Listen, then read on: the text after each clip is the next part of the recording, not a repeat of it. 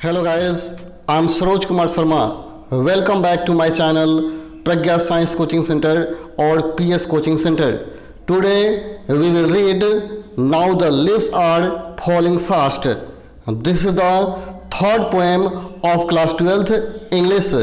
This is written by W.H. Auden. So first of all we will read about W.H. Odean, अर्थात सबसे पहले हम लोग W.H. Odean के बारे में पढ़ेंगे।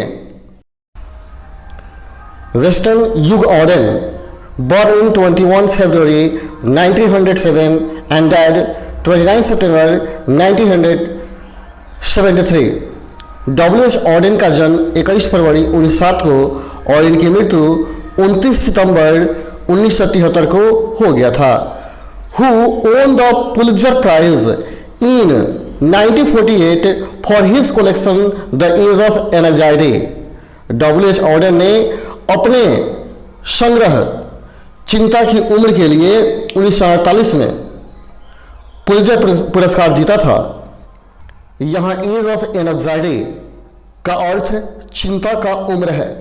इसी किताब के लिए उन्हें पुलित्जर पुरस्कार से सम्मानित किया गया था 1948 ईस्वी में। Was a versatile and intellectual, vigorous poet, verse dramatist, critic, translator and editor।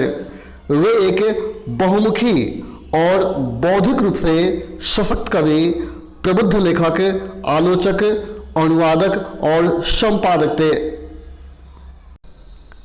Poetry to him was a serious game। कविता उनके लिए एक गंभीर खेल था।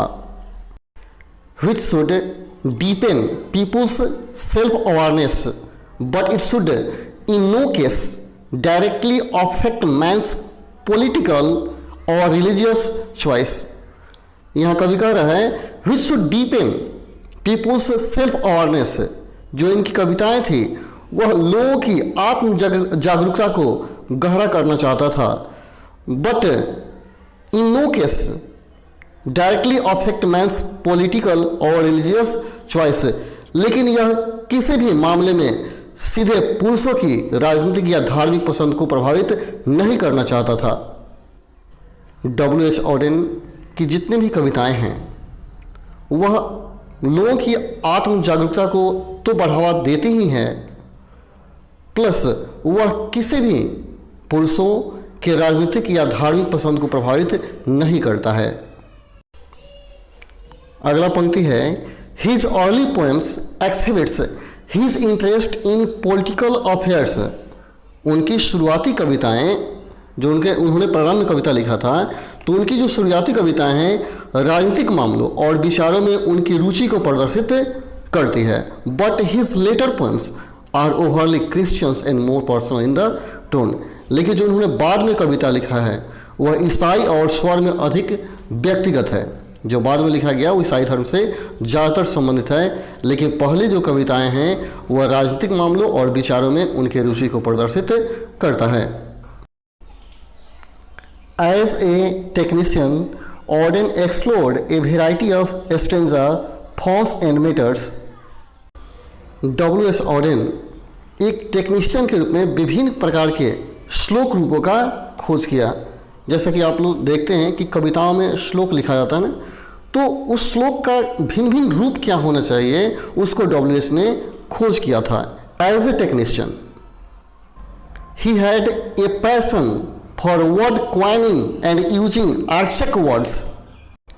उन्हें शब्द गढ़ने और पुरातन शब्दों का उपयोग करने का शौक था।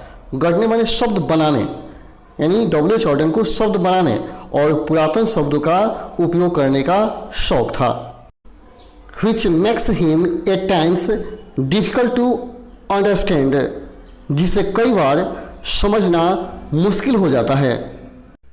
He left England as early as 1939 to settle permanently in the United state. उन्होंने संयुक्त राज्य में अस्थायी रूप से बसने के लिए 1939 में इंग्लैंड छोड़ दिया। अर्थात W.H. ऑडेन ने 1939 ईस्वी में इंग्लैंड छोड़ करके परमानेंटली संयुक्त राज्य अमेरिका में जाकर के बस गए। Auden's work is divided into the British and American phases. Auden का काम ब्रिटिश और अमेरिकी दो चरणों में विभाजित है, यानी ऑर्डेंस ने जितने भी कविताएं और कहानियां लिखी हैं उन सबको दो भागों में बांट दिया गया है। एक बनाया गया है ब्रिटिश फेज और दूसरा बनाया गया है अमेरिकन फेज। चलिए देखते हैं ब्रिटिश में क्या है। The notable works of the English phase are, the notable works of the English phase are, जो ब्रिटिश फेज में वर्क इन्होंने किया है उनमें मुख्य है the orator, the dance of death, look stranger, Spain and another time.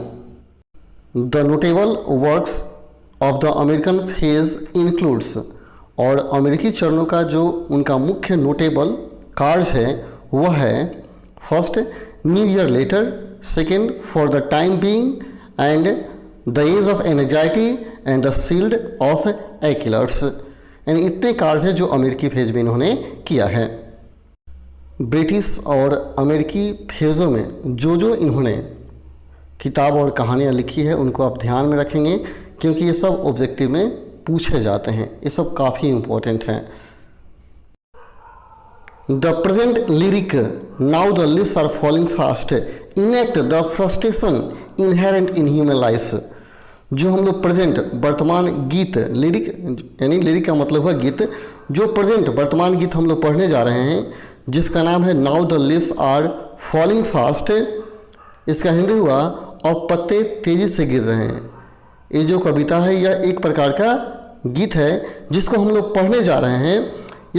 यह कविता जो है इसमें जो बताया गया है enact the frustration inherent in human life, मानव जीवन में निहित हताश को पूरा करता है।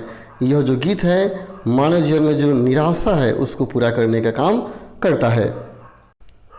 The aspiration that are not fulfilled and the sense of loneliness in which every individual lives and die। जो आकांक्षाएं पूरी नहीं होती और अकेलेपन की भावना होती है जिसमें हर व्यक्ति या तो जीवित रहता है या मर जाता है, उन बातों को यह गीत पूरा करने का काम करता है। कवि परिचय से यह पता चल जाता है कि जो हम कविता पढ़ने जा रहे हैं वह कविता नहीं एक प्रकार का गीत है। तो चलिए हम इसे शुरू करते हैं। Now the leaves are falling fast. इस पोएम का प्रथम स्टेंजा है now the leaves are falling fast, nurses flower will not last, nurses to the graves are gone and the prams go rolling on. कवि इस पंक्ति के माध्यम से कहना चाहता है कि जिस तरह पत्तियां तेजी से गिर रही है ठीक उसी प्रकार व्यक्ति का जीवन भी मौत की तरफ तेजी से अग्रसर होते जा रहा है। कवि कहता है nurses flower will not last, जो नर्सेस फ्लावर हैं वो भी लास्ट नहीं करेंगे, वो भी नहीं बचेंगे। नर्सेस फ्लावर का मतलब हुआ पौधों के नीचे जो छोटे छोटे पौधे होते हैं उनको नर्सेस फ्लावर बोलते हैं, वो भी नहीं बचेंगे। जिस तरह व्यक्ति का जीवन मौत की तरफ बढ़ रहा है वो भी क्या मौत की तरफ अग्रसर होते जा रहे हैं। फिर कहता है nurses to the graves are gone, जो नर्सेस हैं वो भी कब्र में चले गए हैं। And the prams go rolling on, और जो प्राम्स है वो बढ़ते जा रहा है। यहाँ प्राम्स का मतलब है बच्चों की गाड़ी। प्राम्स का मतलब बच्चों की गाड़ी, जो खिलौने होती है, प्लास्टिक का खिलौना होता है, बच्चों का गाड़ी होता है। तो हम देखते हैं कि जिस तरह बच्चे की गाड़ी जो होती है अग्रसर होती है, बढ़ते जाती है, और वो कब टूटकर बिखर जाएगा, कब खत्म हो जाएगा उसका जीवन, उसको नहीं पता है। ठीक उसी प्रकार मनुष्य का जीवन भी कब बिखर जाएगा, कब मौत की तरफ चला जाएगा, उसको पता नहीं है। अर्थात कवि जीवन की तुलना पत्तियों से किया है। इस कविता का सेकेंड स्टेंजा है whispering never left and right. कवि बता रहा है कि विस्परिंग नेवर जो है वो हमारे लेफ्ट और राइट में हैं। यहाँ विस्परिंग नेवर का मतलब है देवदूत या मृत्युदूत, यानी कवि कहता है कि जो मृत्युदूत है हमेशा हमारे लेफ्ट और राइट में हैं। Pluck us from the real delight, जो क्या करते हैं हमारे वास्तविक खुशी से प्लक अस करते हैं एंड दूर लेकर के जाते हैं। हम जानते हैं कि व्यक्ति की खुशी क्या है, उसका जीवन है, वो जीवन जीना चाहता है। लेकिन ये जो विस्परिंग नेबर हैं, ये जो मृत्युदूत हैं, उनका जीवन छीन कर लेकर चले जाते हैं। यानी कभी भगवान की तरफ इशारा करते हुए कहता है कि गॉड ये खुशी, ये जीवन हमको दिया है, लेकिन उससे क्या करता है, तोड़ कर पुनः लेकर चला जाता है। And the active hand must freeze, कभी कहता है कि ये जो एक्टिव हैंड है एक दिन क्या होगा, फ्रीज हो जाएगा, यानी इस जो सक्रिय है एक दिन निष्क्रिय हो जाएगा। लॉनली ऑन द सेपरेट नी, और जो हमारे घुटने हैं उस पर एकांत रूप से असक्रिय रह जाएगा।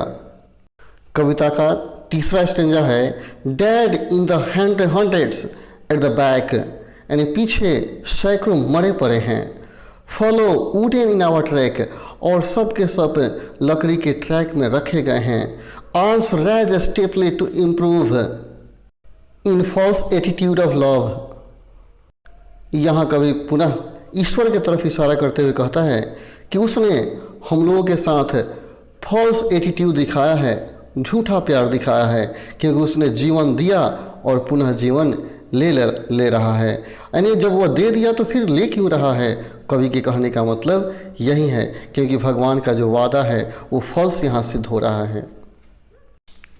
इस कविता का चौथा स्टेंजा है स्टार्विंग थ्रू द लिवलेस वुड, यहाँ स्टार्विंग का मतलब है भूख से मरना। और लिवलेस वुड, जो पेड़ पौधे हैं वो लिवलेस हो चुके हैं, बिना पत्ता के हो गए हैं और वो भूख से मर रहे हैं। सेकेंड लाइन है trolls run scolding for their food, यहाँ ट्रॉल्स का मतलब आत्माएं हैं। तो कवि कहता है कि जो आत्माएं हैं वो भी भोजन के तलाश में चीखती पुकारती दौड़ रही है, यानी trolls run scolding for their food, यानी आत्माएं भी अपने भोजन के तलाश में इधर उधर दौड़ रही है। And the Nightingale is dumb, और जो नाइटिंगेल है, जो बुलबुल है, वो डम हो गई है, अचमुख हो गई है, नहीं गाना चाहती है। पहले जो गाती थी खुशी में, और जो भी नहीं गाती है डम हो गई है। And the angel will not come, और जो एंजल है वो भी अब नहीं आएगी। जो खतरों से बचाने के लिए ऊपर से एंजल परियां आती थी, देवदूत आते थे, अब वो आने वाले रक्षक जो थे वो अब आने वाले नहीं हैं। कविता का अगला स्टेंजा है कोल्ड इम्पॉसिबल अहेड, कवि बता रहा है कि आगे ठंड है, असंभव है, अनहोनी है। List the mountains lovely head, इस जीवन के मार्ग में प्यारी प्यारी पर्वत चोटियों की बधाएं हैं। Whose white waterfall could bless travellers in their last distress, कवि कहता है कि यदि गॉड चाहें तो उन पर्वत श्रेणियों का जो व्हाइट वाटरफॉल्स है वह यात्रियों को आशीर्वाद दे सकती है। अर्थात पर्वतों का जो यह वाटरफॉल है यह जीवन का सहारा बन सकता है यदि ईश्वर चाहें तो। ओके, तो हम लोग कविता यहीं पे ख़त्म हो जाता है। फिर मिलते हैं हम लोग अगले वीडियो में एक नए कविता के साथ। यदि आपको ये वीडियो अच्छा लगा हो तो please subscribe my channel and comment me please. Okay, goodbye for today.